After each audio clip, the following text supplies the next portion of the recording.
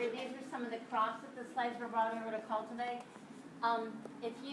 We know that there was tobacco, which is indigenous to North America. We know, although now they're investigating, they're thinking there might be places in Africa where they were able to grow tobacco even before we did. But it was a big trading thing with the tribes over there, so a lot of people wanted to grow tobacco.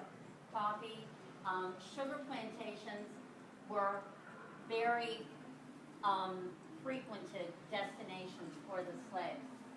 It's thought that about 4 million of the slaves, of the between 11 and 15 million that came over, ended up at one time or another on a sugar plantation.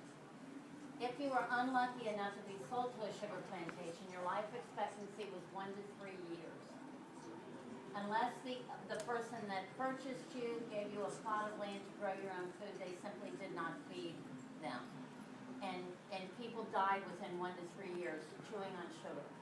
That's basically what they did. It was cheaper to do that than to take care of the people they had, because they figured they could always go get some more, which is a sad commentary.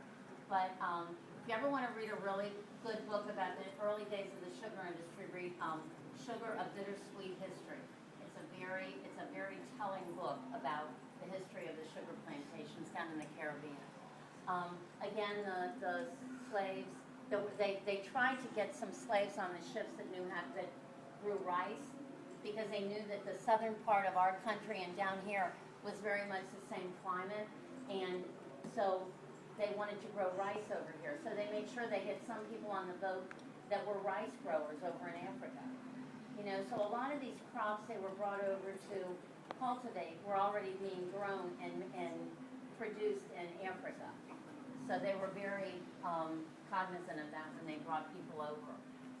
We're going to go into the memorial room. If you guys can just go through